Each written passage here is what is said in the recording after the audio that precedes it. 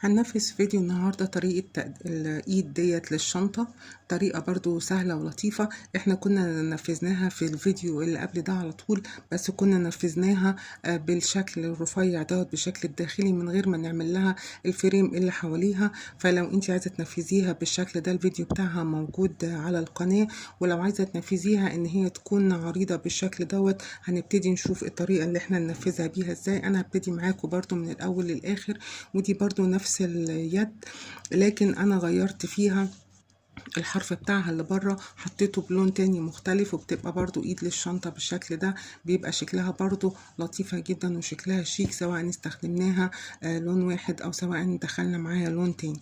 الحاجة التانية برضو اللي عايزة اقولها ان النتيجة اللي بنطلع بيها في النهاية لليد الشنطة بتكون بتتوقف على نوع الخيط اللي انت بتستخدميه والمقاس الابرة اللي انت بتستخدميها. كل ما كان الخيط نوعه تخين والابرة مقاسها كبير، كل ما هتديكي عرض لإيد الشنطة أكبر، وكل ما كان الخيط أرفع والإبرة اللي بتستخدميها أرفع كل ما بتديكي العرض بتاعها أصغر. هنبتدي نشتغل على طول دلوقتي طريقة تنفيذ الإيد ديت بتاعة الشنطة. أنا هشتغلها بخيط سلسلة متوسط السمك، وهستعمل معاه إبرة ألمونيوم 4.5. أول حاجة بنشتغلها بنبتدي نعمل غرزة البداية بالشكل ده، واحنا التنفيذ ده احنا منفذينها في فيديو قبل كده لكن هنشتغلها مع بعض. هنبتدي نعمل غرزة حلقة البداية، وهبتدي ارتفع 5 سلاسل، 1 2 3 4 5 سلاسل. يبقى هعمل غرزة البداية في الأول، وبعد كده هرتفع 5 سلاسل، هلف الخيط على الإبرة، وهاجي في أول سلسلة من الخمس سلاسل اللي أنا اشتغلتهم هدخل فيهم وهعمل غرزة بف. أدي 1، هلف الخيط على الإبرة وهخش فيها تاني وهسحب الخيط. أدي 2، هلف الخيط على الإبرة وهخش في نفس الغرزة تاني وهسحب الخيط. أدي 3، هلف الخيط على الإبرة وهدخل في نفس المكان تاني وهسحب الخيط وهطلع. أدي 4. هنا في ملحوظة مهمة، على حسب تخانة الخيط. ممكن يكون الخيط أتخن من كده ما نقدرش نعمل غير 3 لفات، وممكن يكون الخيط رفيع فنعمل 5 لفات و6 لفات. كل ده بيتوقف، تخانة غرزة الباف بتتوقف على نوع الخيط اللي انت مستخدماه الإبرة. هنلف الخيط على الإبرة وهنطلع من كل الحلقات اللي موجودة معانا، لكن المرة دي مش هنطلع من الحلقة الأخرانية، لا، هنطلع من الحلقات اللي احنا لفينها بس، وهنخلي الحلقة الأولانية بتاعت السلاسل موجودة معانا، وبعدين هنلف الخيط على الإبرة وهنطلع من الثلاث حلقات. هرتفع بعد كده 1 2 3 سلاسل تاني بالشكل ده. هلف الشغل على ظهره، وشغلنا كله هيبقى في الفرق اللي ما بين غرزة الباف وما بين الثلاث سلاسل الأولانيين اللي احنا اشتغلناهم. هلف الخيط على الإبرة وهخش في الفراغ اللي ما بين غرزة الباف والسلاسل، وهبتدي أكون غرزة الباف بتاعتي.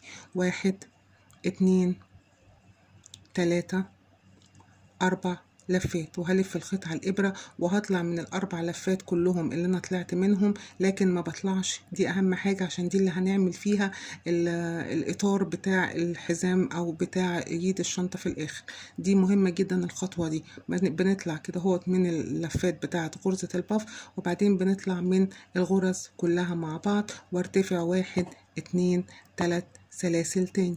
وبعد ما ارتفعت 3 سلاسل بالشكل ده هلف الشغل تاني على ظهره وهلف الخيط على الإبرة، وبدخل برضو تحت ال3 سلاسل اللي هما ما بين غرزة الباف وال3 سلاسل، وهبتدي 1 2 3 4. على فكرة الدراع دوت بتاع الشنطة سريع جدا وبيكبر معاكي بسرعة بشكل سريع، وشغلها مسلي وبسيط وبنشتغلها بسرعة جدا، بتخلصي الإيد بتاعت الشنطة. هلف الخيط على الإبرة وهخش من نفس المكان وهلف 1 2 3 4، وهطلع من الاربع حلقات اللي انا الاربع لفات اللي انا لفتهم، وبخلي الاخرانية ديت وبطلع منها وبشتغل 1 2 3، وبفضل شغالة بنفس الطريقة اهو. بيبقى شكلها بالمنظر ده، والف الخيط على الابرة وهفضل شغالة لحد ما اوصل للطول اللي انا محتاجاه للدراع بتاعي. بعد ما بوصل للطول اللي انا محتاجاه للدراع بتاعي بالايد بتاعت الشنطة، هنا ببتدي اعمل الاطار الخارجي بتاع الايد بتاعه الشنطه. هفضل شغاله بنفس الطريقه لحد ما هوصل للطول اللي انا عايزاه. هيبقى شكلها زي الشكل اللي جوه كده اهوت، وهفضل شغاله لحد ما اوصل للطول اللي انا عايزاه بتاع الشنطه. هكمل انا لطول معين نبقى نعمله نموذج، وبعد كده اوريكم ازاي هنعمل الاطار بتاع الايد بتاعه الشنطه. كملت كده لحد ما اشتغلت. احنا بس يعني مش دراع ولا حاجه، بس احنا بنعمل نموذج عشان نشوف الفكره هتمشي ازاي. انا كده اشتغلت لحد ما وصلت لحد اخر غرزه باف عملتها.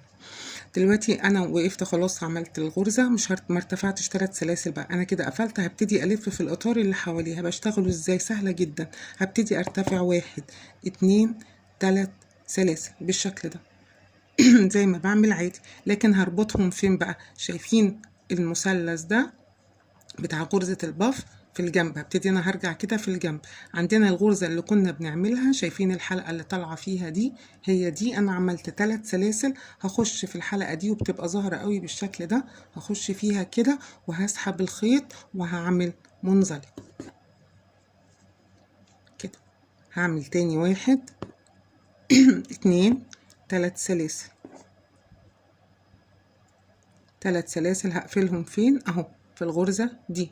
بعد غرزة الباف بتبقى عاملة في الجنب كده زي المثلث. في الغرزة اللي في الجنب دي الحلقة اللي طالعة من فوق، بخش اهو من تحتها. هي بتبقى واضحة جدا كده، وبسحب الخيط وبطلع بمنزلقة بالشكل ده. اعملها تاني. هناخد 1 2 3 سلاسل، وهاجي في الغرزة اللي في الجنب هنا اهو، هدخل فيها اهو بتبقى واضحة. هو هنا تقريبا احنا اهي، وهدخل فيها وهعمل منزلقة، وهاخد 1 2 3 سلسلة. كل الشغل بتاعنا هيبقى كده. هعمل 3 سلسلة، وهاجي هنا اهو في الغرزة اللي في الجنب اهو، في الغرزة طالعة اهي، هخش فيها وهعمل منزلقة، وهفضل ماشية بنفس الطريقة. 1 2 3 سلسلة، وبخش فين؟ في الغرزة اهي، باينة اهي طالعة لوحدها اهو. اخش فيها هنا اهو وهعمل منزلقة. 1 2 3 سلسلة، وهخش فين؟ لما نوصل هنا بقى اهي الغرزة اهي، هخش فيها هنا اهو اهي في اخر واحدة، وهعمل برضو منزلقة. طيب الراس بتاعتها كده بتاعت او الملف بتاع الدراع هشتغله ازاي؟ بنفس الطريقة. 1 2 3 سلاسل، هدخل فين؟ هنا اهو. جيب دي بس كده معايا عشان اخدها معانا البداية بتاعتها، وهدخل في الراس بتاع مثلث هنا اهو في الفراغ ده، وهعمل منزلقة اهو. شايفين شكلها بقت عاملة ازاي؟ ده الجنب الاولاني بالشكل ده. هاجي هنا اهو برضو هعمل 1 2 3 سلاسل، وهلف الجنب التاني بقى اهو. شايفين المكان بتاعها فين اهو؟ ممكن اخد الخيط ده معايا وممكن اقص والسعه، وانا بفضل ان انا اقص والسعه هنا اهو. هخش هنا اهو في الغرزه برضو بنفس الشكل تاني، وهسحب الخيط وهعمل منزلقه بالشكل ده اهي. بصوا لفت ازاي؟ مشينا كل ده كده وخدنا الناحيه التانية، وهكمل بنفس الطريقه اللي ابتديت بيها الناحيه دي، نفس الناحيه التانية نعملها مع بعض. 1 2 3 سلاسل. ايد شنطة على فكرة شيك جدا وسريعة، وممكن تعملي الاطار دوت اللي حواليها، فهتبقى ايد الشنطة عريضة. ممكن ما تعمليهوش تبقى ايد الشنطة رفيعة، ده على حسب ما انت عايزة. وبتخلص في ثواني. تركبي لها في الحروف الحلقات. ممكن تركبي لها برضو لو عايزة تسهلي على نفسك اكتر الحلقات اللي هي سهلة الفك والتركيب، بتتفتح وتتقفل على طول وتتركب، ويبقى عندك الدراع في أقل من 3 بلاش بقى 3، من حوالي 10 دقايق كده لربع ساعة تبقي خلصتي الإيد بتاعة الشنطة وتبقى شكلها شيك جدا. وعلى فكرة كمان في ناس ممكن بتعمله، انا اعرفهم عملوه حزام وركبوا له توكة من قدام، كان شكله الحقيقة تحفة، وانا اتفاجئت بالتطبيق بتاعهم، كان حاجة يعني رائعة فوق الجمال. وصلنا اهو لحد الاخر، وهو البداية كان بثلاث سلاسل، فهي ناهية بثلاث سلاسل. هاجي في السلسلة الاولانية في الثلاث سلاسل دي هدخل فيها عشان اقفل بقى بشكل كويس، وهعمل منزلقة بالشكل ده. وادي يبقى الايد بتاعتنا خلصت. باجي هنا اهو في الاخر عشان دوت خيط سلسلة، ننضف عادي جدا جوه غرزة الباف، واحنا بيساعدنا ان احنا نخفي خيط البداية والنهاية، ان غرزة الباف تخينة يعني بيتدارى جواها الخيط بالشكل ده. ونقص الزيادة طبعا بالولاعة، حاجة بسيطة كده، وبندخلها جوه غرزة الباف وبنضغط عليها، بتبقى بقت قوية جدا ومتينة. وادي الجنب بتاعها، وادي الجزء التاني بتاعنا برضو بنقصه. انت بقى لو مش هتركبي الغرز اللي هي الحلقات اللي هي صريغة سهلة التركيب، ممكن وقتها ان انت تخلي خيط طويل وتدخليه من ورا من هنا اهو، وبناء عليه الخيط دوت بتعملي